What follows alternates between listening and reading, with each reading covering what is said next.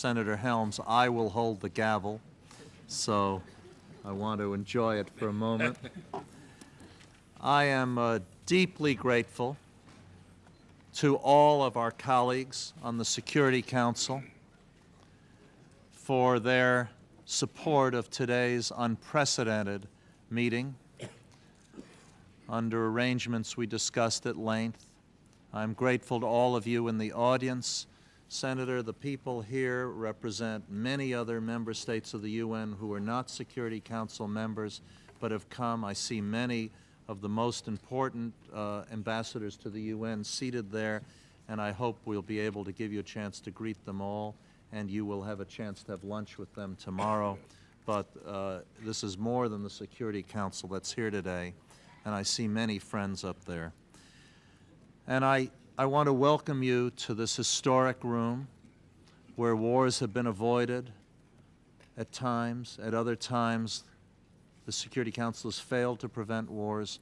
But this is the room in which the founding fathers of the United Nations, President Roosevelt, Winston Churchill, and their colleagues, wanted the most important problems of the world to be addressed. And over the last 2 weeks, we have been trying to do just that, and you could not have picked a more opportune time to join us. Yesterday, President Mandela sat with us and offered his efforts to prevent a bloodbath in Burundi. Last week, Vice President Gore sat here on behalf of all Americans and offered a plan to increase American support with the Congress's approval for combating AIDS in Africa. Next week, 8 leaders of Africa will come here to this room to discuss stopping the violence in Congo. And in the middle of this busy month, nothing could be more appropriate than to bring to the Security Council for the first time in our history a member of the United States Senate to speak to us about the view from the Hill of the United Nations. Now, in our system of government, as you all know but sometimes scratch your heads about, we have 2 separate but equal branches, and I represent one branch today, and Senator Helms speaks from the other branch. In addition, as some of you may have heard, we represent 2 different political parties in this country. But we come here together because the United States stands, all of us, both branches, both parties, for a strong and assertive role in the world. I would not be here today if Senator Helms had not led the confirmation effort unanimously in his committee. I'm proud to say, and I thank you for my confirmation. I know that Senator Helms is going to give an important address in which he will outline his own views, and then, time permitting, we will hope that you will respond as you wish. Tomorrow, Senator Helms brings to New York his committee, and he will discuss that as well. We have invited all the permanent representatives to lunch here in this building tomorrow with Senator Helms and members of the committee and staff, some of whom are seated with us today, and we hope you will join us. This is truly a historic moment for all of us, and I believe that we will be listening to your remarks with great attention. So now it is my great honor to reciprocate the generosity you showed me in Washington last year and introduce you to the Security Council, to the United Nations, and we look forward to your remarks, Mr. Chairman. This may be the first chance I have to call him Mr. President. Mr. President, distinguished ambassadors, ladies and gentlemen, I genuinely appreciate your welcoming me here today. You are distinguished world leaders, or you wouldn't be here. It's my hope that there can begin today a pattern of understanding and friendship between you who serve your respective countries. in the United Nations, and those of us who serve not only in the United States government, but also the millions of Americans whom we represent. Now, Mr. President, Mr. Ambassador Holbrook is an earnest gentleman whom I respect, and I hope you enjoy his friendship as much as I do. He has an enormous amount of foreign service in his background. He's an able diplomat and a genuine friend to whom I am most grateful for his role and that of the Honorable Irwin Belk, my longtime friend, in arranging my visit with you today. Now then, all that said, it may very well be that some of the things that I feel obliged to say that will not meet with your immediate approval, if ever. It's not my intent to offend you in any way, and I hope I will not. It is my intent to extend to you my hand of friendship and convey the hope that in the days to come, and in retrospect, we can join in a mutual respect that will enable all of us to work together in an atmosphere of friendship and hope, the hope to do everything we can to achieve world peace around the globe. Having said all of that, I'm aware that you have interpreters who translate the proceedings of this body into a half dozen different languages. And they have a challenge today, a very interesting challenge. As some of you may have detected already, I do not have a Yankee accent. I hope you have a translator here who can speak Southern, someone who can translate words like y'all, and I do declare. In any event, it may be that another language barrier will need to be overcome this morning, and I'm not a diplomat, and as such, I am not fully conversant with the elegant and rarefied language of the diplomatic trade. I'm an elected official with something of a reputation for saying what I mean and meaning what I say. So I trust you will forgive me if I come across a little bit more blunt than you are accustomed to hearing in this chamber. Now, I've been told many times that this is the first time that a United States Senator has addressed the United Nations Security Council, and I sincerely hope that it will not be the last. It's important that this distinguished body have a greater contact with the elected representatives of the American people, and that we have a greater contact with you. And in this spirit, tomorrow, I will be joined here at the UN by several other members of the Senate Foreign Relations Committee, plus the distinguished senator from Virginia, the chairman of the Armed Services Committee of the United States Senate, John Warner. Together we will meet with UN officials and with representatives of some of your governments, and we will hold a sort of committee field hearing to discuss UN reform and the prospects for improved U.S.-UN relations. And this will mark another first. Never before has the Senate Foreign Relations Committee ventured as a group from Washington to visit an international institution. I hope it will be enlightening for all of us, and that you will accept this as a sign of our desire for a new beginning in U.S.-UN relations.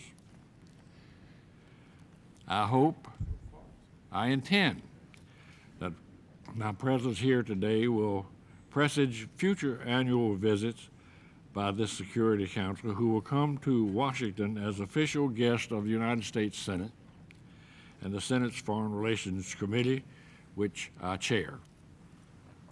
And I trust that your representatives will feel free to be as candid in Washington when you come as I will try to be today, so that there will be hands of friendship extended in an atmosphere of understanding.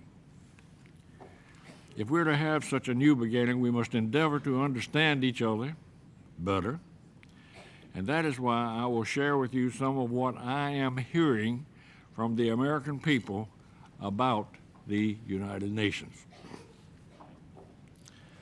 Now, I'm confident that you have seen the public opinion polls commissioned by UN supporters suggesting that the UN enjoys the support of the American public. That's all well and good, but I caution that you not put too much confidence in those polls, because since I was first elected to the United States Senate in 1972, I have run for re-election 4 times. Each time the pollsters have confidently predicted my defeat. Each time I'm happy to confide that they have been wrong. I am pleased that thus far I have never won a poll, but I've never lost an election.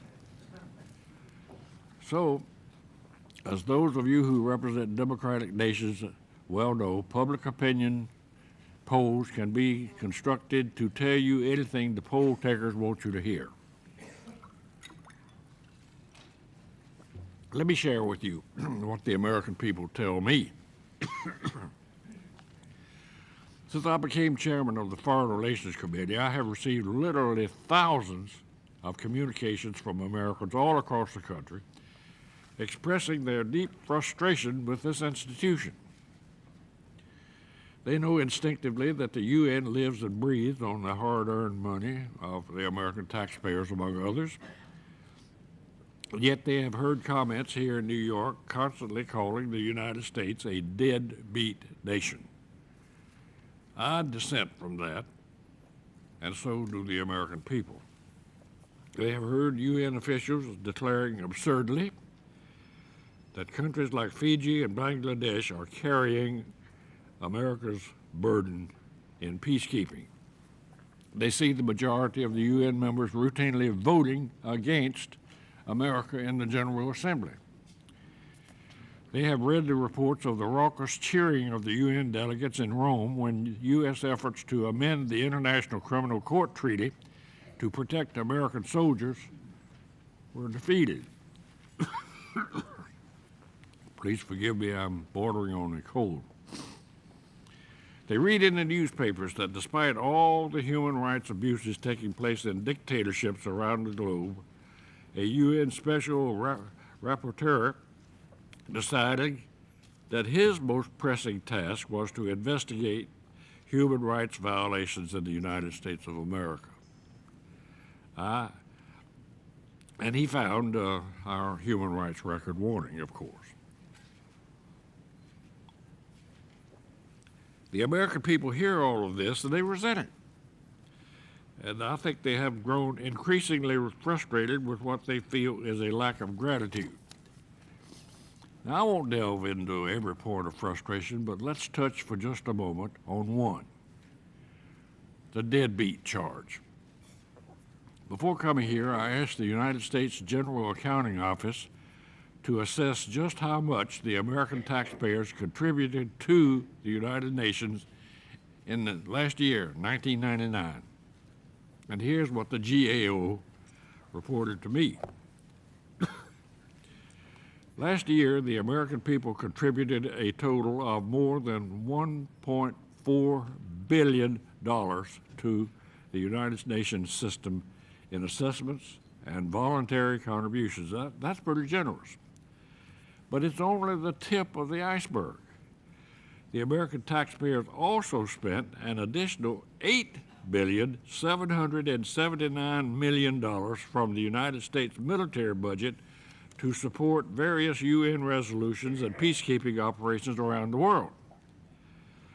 Now, let me repeat that figure just for the purpose of emphasis. $8.779 billion. Now, this means that last year, 1999, alone, that 12-month period, the American people have furnished precisely $10.179 billion to support the work of the United Nations, and no other nation on earth comes even close to matching that investment. So you can see perhaps why many Americans reject this suggestion that their country is a deadbeat nation. And frankly, ladies and gentlemen, I resent it too. Now, I grant you the money we spend on the United Nations is not charity. I don't view it as such, and most Americans don't. To the contrary, it is an investment from which the American people rightly expect a return. They expect a reformed United Nations that works more efficiently and which respects the sovereignty of the United States of America. And that is why in the 1980s, Congress began withholding a fraction of our arrearage as pressure for reform. I remember the delightful senator from Kansas, Nancy Kassebaum, was a participant in that and a leader in it. Congressional pressure resulted in some worthwhile reforms, such as the creation of an independent UN Inspector General and the adoption of consensus budgeting practices. But still, the arrearages accumulated as the UN resisted more comprehensive reforms.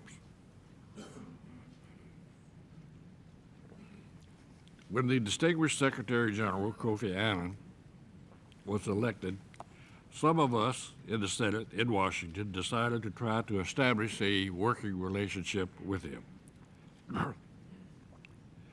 The result is the Helms-Biden law, which President Clinton finally signed into law this past November. It was the product of 3 years of arduous negotiations and hard-fought compromises, and it was approved by the United States Senate by an overwhelming 98-1 vote. Now, I'm aware that this law does not sit well with some here at the UN. Some do not like to have reforms dictated by the United States Congress, and some have even suggested that the United Nations should reject these reforms. But let me suggest a few things to consider. First, as the figure I have cited clearly demonstrates, the United States is the single largest investor in the United Nations. Under the U.S. Constitution, we in Congress are the sole guardian of the American taxpayers' money. It is our solemn duty. We stood in the well of the Senate and took an oath.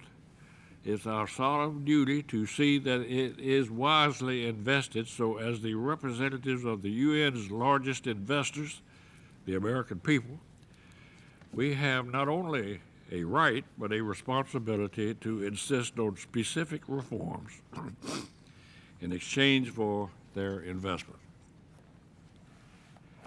Second, I ask you to consider the alternative. The alternative would have been to continue to let the U.S.-UN relationship spiral out of control.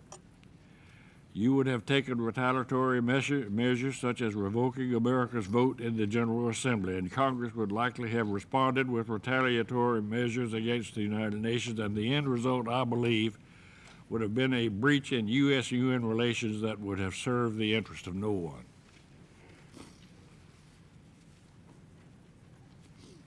Now, some may contend that the Clinton administration should have fought to pay the arrears without conditions, and I assure you, ladies and gentlemen, that had they done so, they would have lost and lost badly. Let me go back into history a little bit to explain where I'm coming from.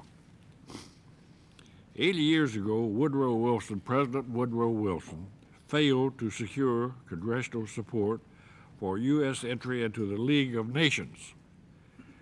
Now, this administration obviously learned from President Wilson's mistakes 80 years ago. President Wilson probably could have achieved ratification of the League of Nations if he had worked with the Congress of the United States. And one of my predecessors as chairman of the Senate Foreign Relations Committee, Henry Cabot Lodge, asked for 14 conditions to the treaty establishing the League of Nations, few of which would have raised even an eyebrow. These included language to ensure that the United States remained the sole judge of its own internal affairs, that the League not restrict any individual right of U.S. citizens, that the Congress retain sole authority for deployment of U.S. forces through the League, and so on and on and on. It would not have raised an eyebrow anywhere in the world except at home. But President Wilson, history shows, indignantly refused to compromise with Senator Lodge, and he shouted at one point, "Never, never, never." And then the president said, "I'll never consent to adopting any policy with which that impossible man is so prominently identified." Well, what happened? President Wilson lost, and the final vote in the Senate was 38 to 53. And a two-thirds vote was required, as you know, and the League of Nations withered on the vine. Now let's fast forward 80 years. Ambassador Holbrooke and Secretary of State Albright understood from the beginning that the United Nations could not long survive without the support of the American people and their elected representatives in Congress. Now, thanks to the efforts of leaders like Ambassador Holbrooke and Senator and Secretary Albright, the present administration in Washington did not repeat President Woodrow Wilson's fatal mistake. In any event, Congress has written a check to the United Nations for $926 million payable upon the implementation of previously agreed upon common sense reforms. Now the choice is up to you here at the United Nations. And I suggest if the United Nations were to reject this compromise, it will mark the beginning of the end for U.S. support for the United Nations, and I don't want that to happen. I want the American people to value a United Nations that recognizes and respects their interests, and for the United Nations to value the significant contributions by and of the American people. Now, I want to be crystal clear and totally honest with you. All of us want a more effective United Nations, but if the United Nations is to be effective, it must be an institution that is needed by the great democratic powers of this earth, the world. And most Americans, I must be candid, do not regard the United Nations as an end in and of itself. They see it as just one aspect of America's diplomatic arsenal, and to the extent that the United Nations is effective, the American people will support it. To the extent that it becomes ineffective, or worse, a burden, the American people, through its elected representatives, will cast it aside. The American people want the United Nations to serve the purpose for which it was designed. They want it to help sovereign nations coordinate collective action by coalitions of the willing, where the political will for such action exists, and they want it to provide a forum where diplomats can meet and keep open channels of communications in times of crisis, and they want it to provide to the peoples of the world important services such as peacekeeping, weapons inspections, and humanitarian relief.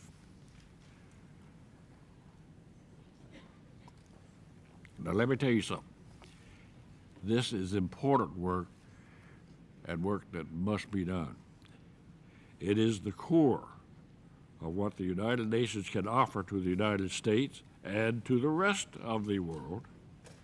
And if in the coming century the UN focuses on doing these core tasks well, it can thrive and will earn and deserve the support and respect of the American people along with peoples of other countries of the world. But, and candor compels me to say this, if the United Nations seeks to move beyond these core tasks, if it seeks to impose the United Nations power and authority over nation states, I guarantee that the United Nations will meet stiff resistance from the American people. As matters now stand, many Americans sense that the United Nations has greater ambitions than simply being an efficient deliverer of humanitarian aid, a more effective peacekeeper, a better weapons inspector, and a more effective tool of great power diplomacy. The American people see the United Nations aspiring to establish itself the central authority of a new international order of global laws and global governance. This is an international order the American people, I guarantee you, do not and will not countenance. The United Nations must respect national sovereignty in the United States and everywhere else. The United Nations serves nation states, not the other way around. This principle is central to the legitimacy and the ultimate survival of the United Nations, and it is a principle that must be protected. The Secretary General recently delivered an address on sovereignty to the General Assembly, in which he declared that, and I quote him, "the last right of states cannot and must not be the right to enslave, persecute, or torture their own citizens. The people of the world," he said, "have rights beyond borders." And I wholeheartedly agree with that. What the Secretary General calls rights beyond borders, we in America call inalienable rights. We are endowed with those inalienable rights, as Thomas Jefferson proclaimed in the Declaration of Independence. And Mr. Jefferson emphasized that these rights cannot be canceled by kings or despots, but only by our Creator. Now, the sovereignty of nations must be respected, but nations derive their sovereignty, their legitimacy, from the consent of the governed. Thus, it follows that nations lose their legitimacy when they rule without the consent of the governed. They deservedly discard their sovereignty by brutally oppressing their people. Mr. Milosevic cannot claim sovereignty over Kosovo when he murdered Kosovar people and piled their bodies into mass graves. And neither can Fidel Castro claim that it is his sovereign right to oppress his people. Nor can Saddam Hussein defend his oppression of the Iraqi people by hiding behind phony claims of sovereignty. And when the oppressed peoples of the world cry out for help, the free peoples of the world have a fundamental right to respond. As we watch the United Nations struggle with this question at the turn of the millennium, many Americans are left exceedingly puzzled. Intervening in cases of widespread oppression and massive human rights abuses is not a new concept for the United States. The American people have a long history of coming to the aid of those struggling for freedom. In the United States during the 1980s, we called this the Reagan Doctrine.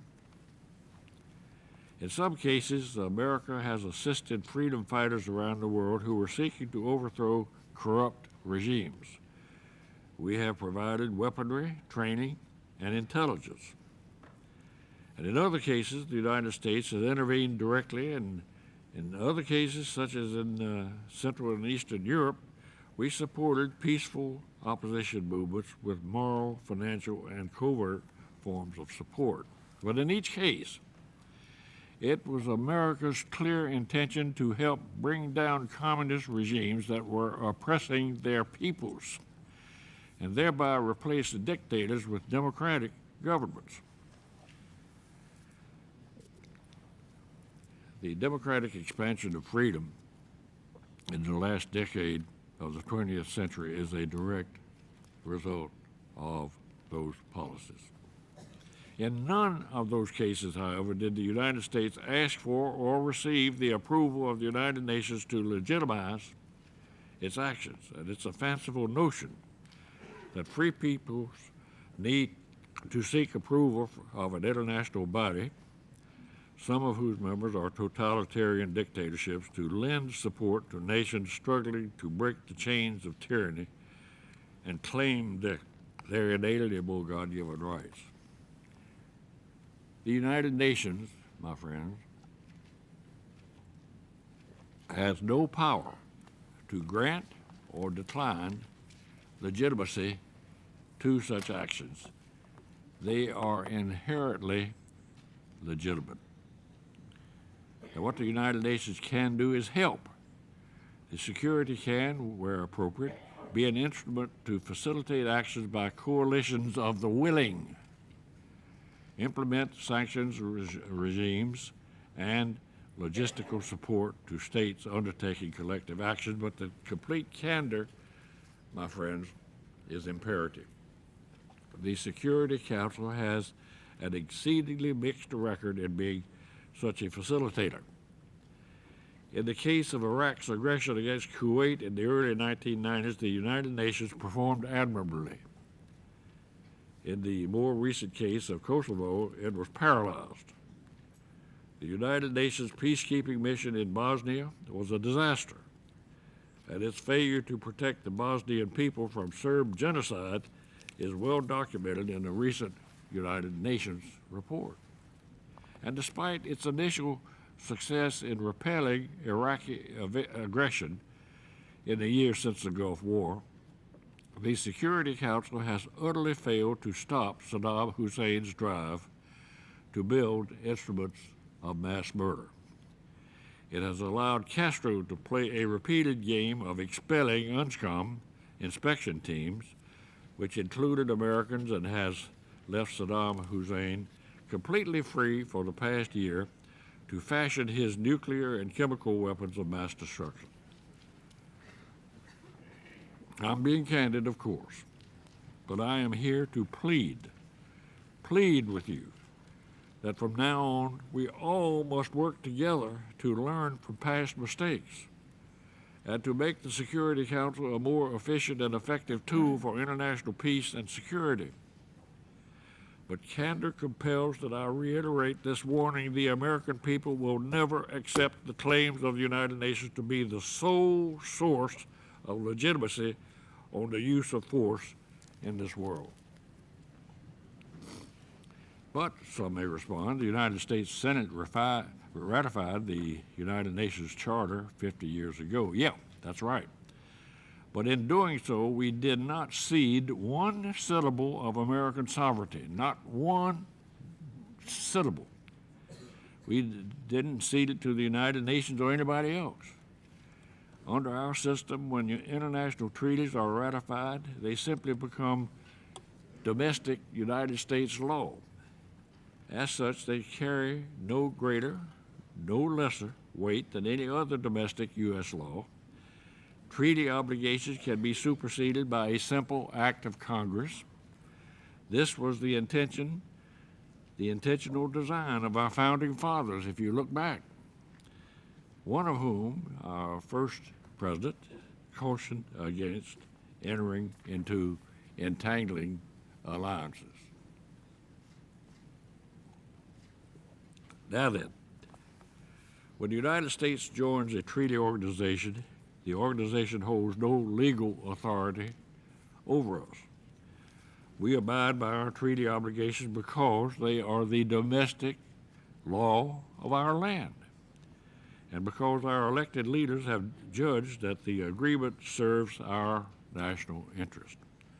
But no treaty, no law can ever supersede the one document that all Americans hold sacred, and that is the Constitution of the United States of America.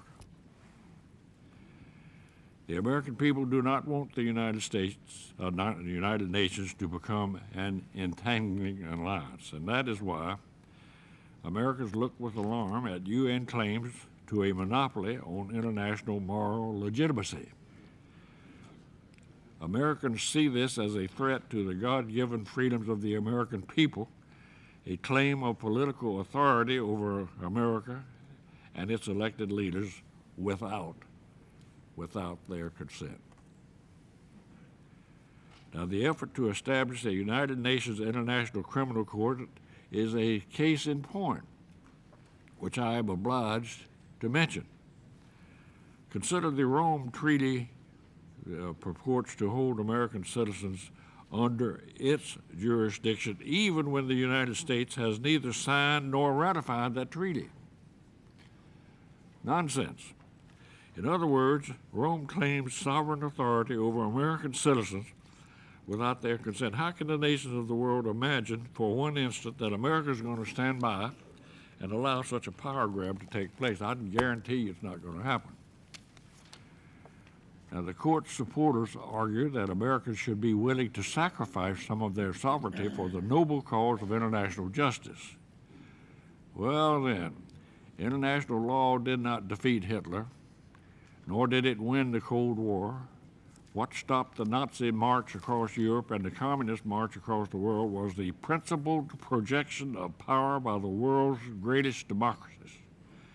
And that principled projection of force is the only thing that will ensure the peace and the security of the world in the future.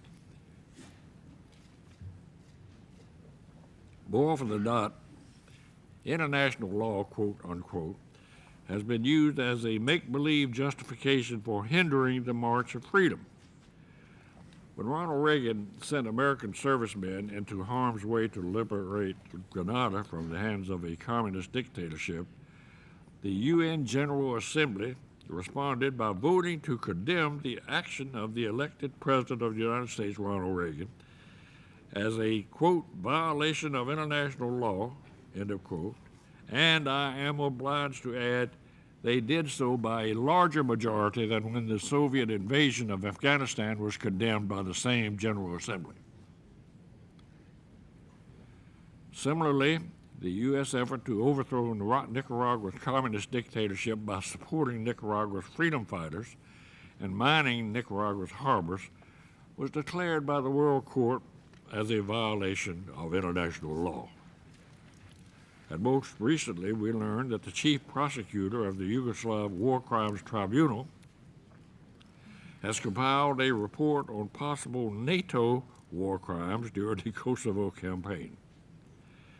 At first, the prosecutor declared that it is fully within the scope of her authority to indict NATO pilots and commanders, and when news of her report leaked, she looked at herself and her decision a little bit, and then she started backpedaling.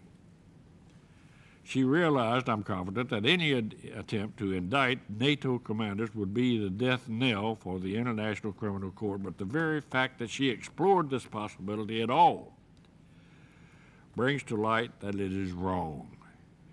With this brave new world of global justice, which proposes a system in which independent prosecutors and judges answerable to no state or institution have somehow unfettered power to sit in judgment of the foreign policy decisions of Western democracies. No UN institution, not the Security Council, not the Yugoslav Tribunal, not the future ICC, is competent to judge the foreign policy and national security decisions of the United States of America. American courts routinely refuse cases where they are asked to sit in judgment of our government's national security decisions, stating that they are not competent to judge such decisions. Well, if we do not submit our national security decisions to the judgment of a court of the United States, why would Americans submit them to the judgment of an international criminal court, a continent away, comprised of mostly foreign judges elected by an international body made up of the membership of the United Nations General Assembly? It's not going to happen, my friends. It's not going to happen. Americans distrust concepts like the International Criminal Court and claims by the United Nations to be the sole source of legitimacy for the use of force because Americans have a profound distrust of accumulated power. Our founding fathers, to whom I often refer, created a government founded on a system of checks and balances and a dispersal of power. In his 1962 classic, Capitalism and Freedom, the Nobel Prize-winning economist Milton Friedman rightly declared, and I quote, "Government power must be dispersed. If government is to exercise power, better in the country than in the state, better in the state than in Washington, D.C. Because," he says, "if I do not like what my local community does, I can move to another local community. And if I do not like what my state does, I can move to another. But if I do not like what Washington imposes, I have few alternatives in this world of jealous nations." 40 years later, the UN seeks to impose its utopian vision of international law on Americans. We could add this question: where do we go when we don't like the laws of the world? Today, while our friends in Europe concede more and more power upwards to supranational institutions like the European Union, the Americans are heading in precisely the opposite direction. America is in the process of reducing centralized power by taking more and more authority that had been amassed by the federal government in Washington, D.C., and referring it to the individual states where it rightly belongs. And that is why Americans reject the idea of a sovereign United Nations that presumes to be the source of legitimacy for the United States government's policies, foreign or domestic. There's only one source of legitimacy of the American government's policies, and that is the consent of the American people. And if the United Nations, my friends, is to survive into the 21st century, it must recognize its limitations. The demand of the United States have not changed very much since Henry Cabot Lodge laid out his conditions for joining the League of Nations 80 years ago. And Americans want to ensure that the United States of America remains the sole judge of its own internal affairs, that the United Nations is not allowed to restrict the individual rights of U.S. citizens, and that the United States retains sole authority over the deployment of United States forces around the world. And that is what Americans ask of the United Nations. It is what Americans expect of the United Nations. A United Nations that focuses on helping sovereign states work together is worth keeping. A United Nation that insists on trying to impose a utopian vision on America, and the world will collapse under its own weight. If the United Nations respects the sovereign rights of the American people and serves them in an effective instrument, it will earn and deserve their respect and support. But a United Nations that seeks to impose its presumed authority on the American people without their consent begs for confrontation, and I want to be candid with you, eventual U.S. withdrawal. Thank you for putting up with the fellow who came here to speak candidly and honestly with you. Now you come to Washington, and let's talk further about it. Thank you very much. Thank you, Mr. Chairman, for your important remarks, which I know we and the world will have listened to with great interest.